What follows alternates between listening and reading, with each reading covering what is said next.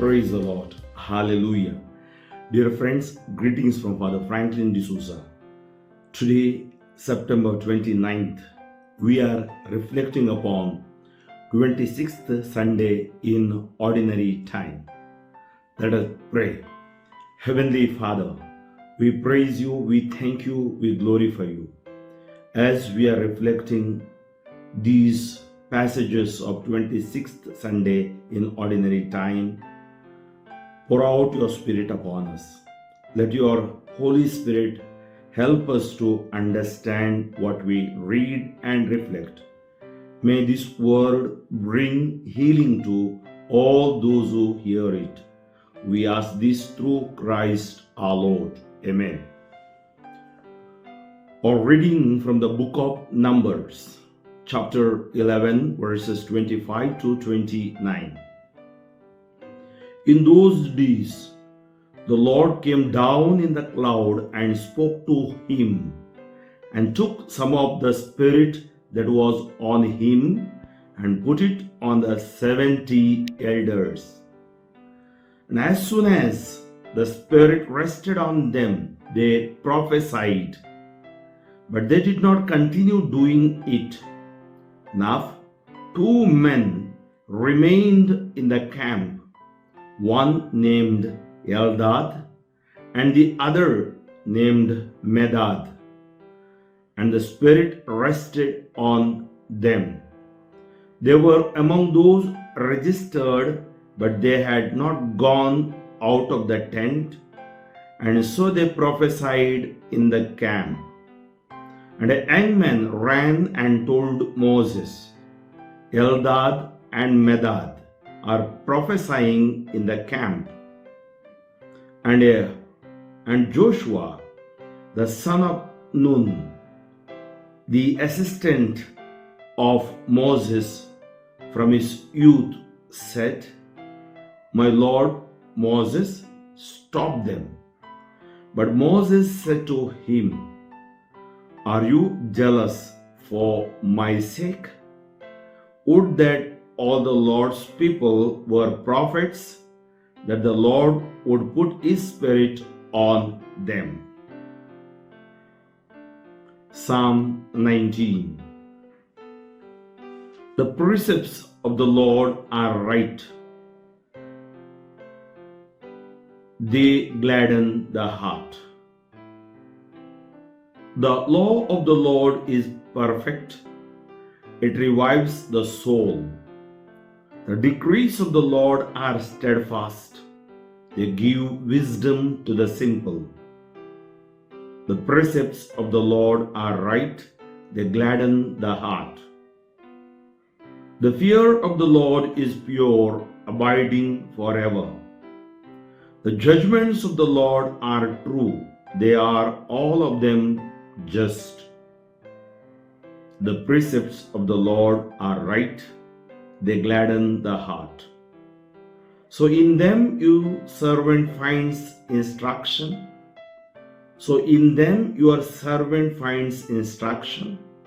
Great reward is in their keeping. But who can detect their own errors? From hidden faults acquit me. The precepts of the Lord are right. They gladden the heart. From presumption restrain your servant. May it not rule me. Then shall I be blameless, clean from grave sin. The precepts of the Lord are right. They gladden the heart. A reading from the letter of St. James, chapter 5, verses 1 to 6. Come now, you rich, weep and howl for the miseries that are coming upon you. Your riches have rotted, and your garments are moth-eaten. Your gold and silver have corroded, and their corrosion will be evidence against you, and will eat your flesh like fire. You have laid up treasure in the last days. Behold, the wages of the laborers who mowed your fields, which you kept back by fraud, are crying out against you. And the cries of the harvesters have reached the ears of the Lord of hosts. You have lived on the earth in luxury and in self-indulgence. You have fattened your hearts in a day of slaughter. You have condemned and murdered the righteous person. He does not resist you. Acclamation. Alleluia, alleluia. Your word, O Lord, is truth. Sanctify us in the truth. Alleluia. A reading from the Holy Gospel according to Mark, chapter 9, verses 38 to 43 and 45, 47 to 48. At that time, John said to Jesus, Teacher, we saw someone casting out demons in your name, and we tried to stop him because he was not following us. But Jesus said, Do not stop him, for no one who does a mighty work in my name will be able soon afterwards to speak evil of me. For the one who is not against us is for us. For truly I say to you, whoever gives you a cup of water to drink because you belong to Christ will by no means lose his reward. Whoever causes one of these little ones who believe in me to sin, it would be better for him if a great millstone were hung round his neck and he were thrown into the sea. And if your hand causes you to sin, cut it off.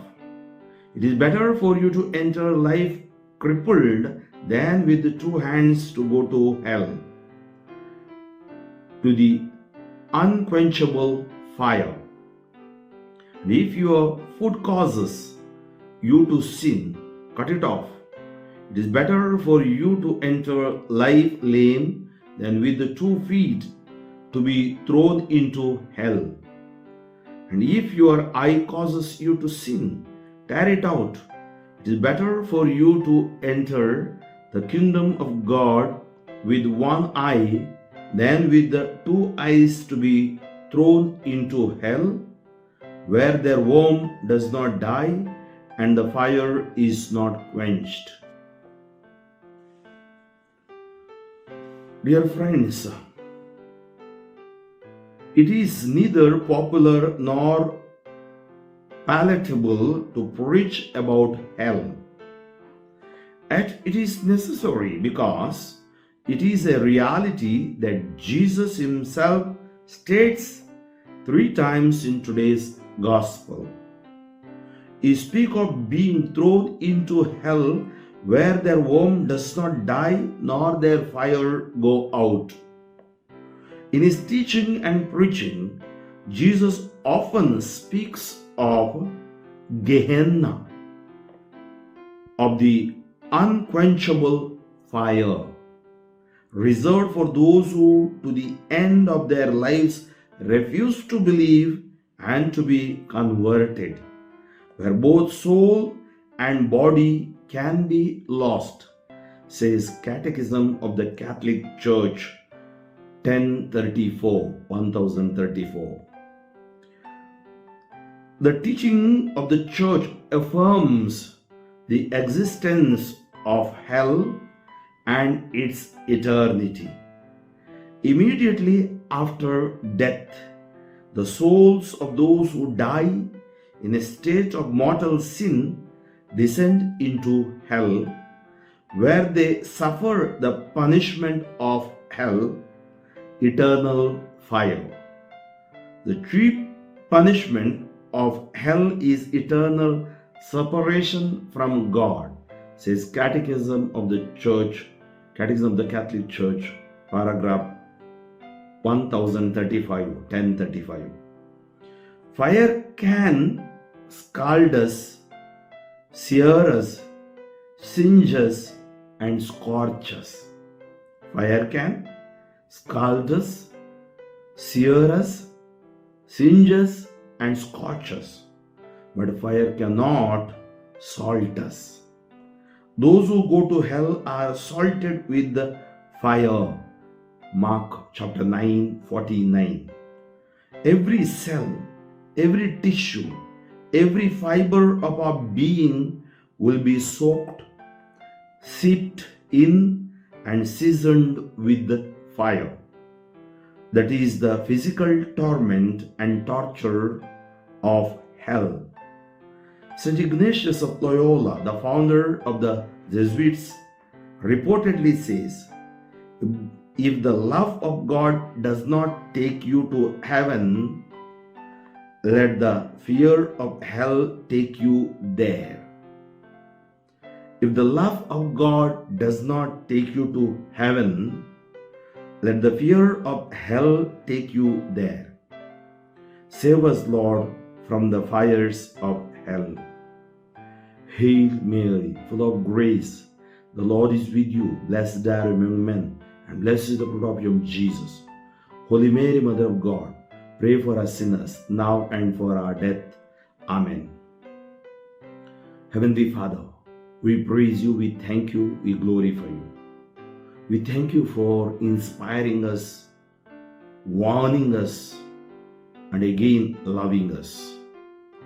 I surrender my people into your hands, all those who are hearing me. Bless me, bless my hearers. As we participate in the liturgy of 26th Sunday in Ordinary Time, help us to prepare well. Help us to attend as a family. Help us to understand your love for us, concern for us, very especially through the power of the Word of God. The word that I read and explained bring healing to your people. You know, in the church you are called apostles, prophets, and there are people, visionaries and preachers, intercessors. You guide them, guard them, protect them. Save us from the fires of hell. Protect us from every danger and evil. Pour out your Spirit upon us. Pour out your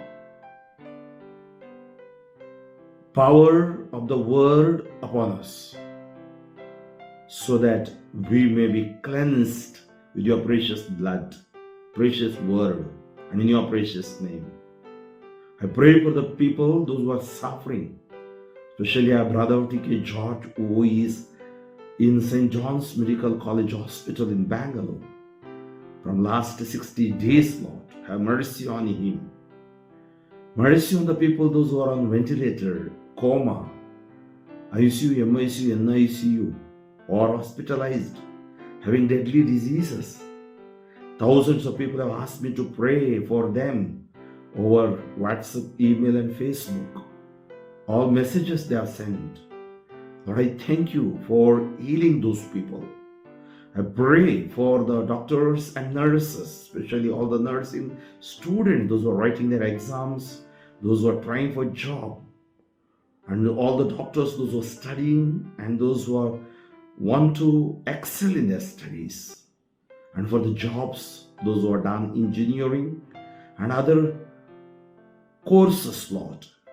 I pray, very especially those children want to study abroad in other places.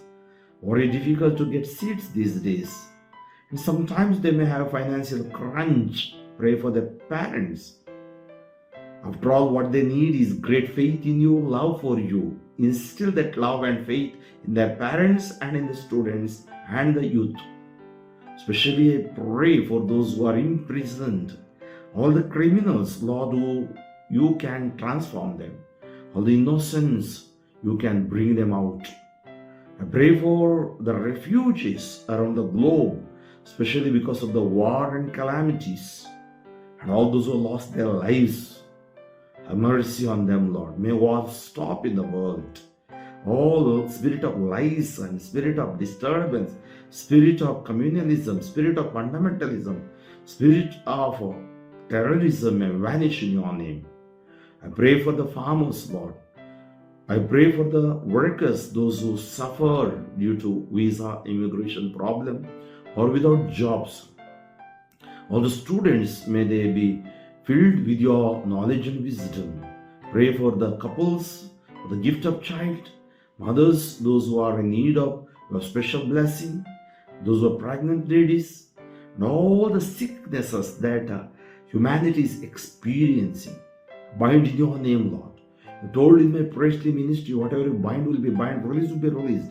I release healing, I release anointing, I release blessing.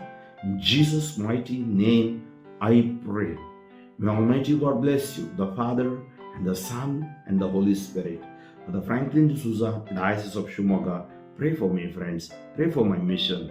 Thank you for watching, and possible forward this message to your friends, to your children, wherever they are. God bless you.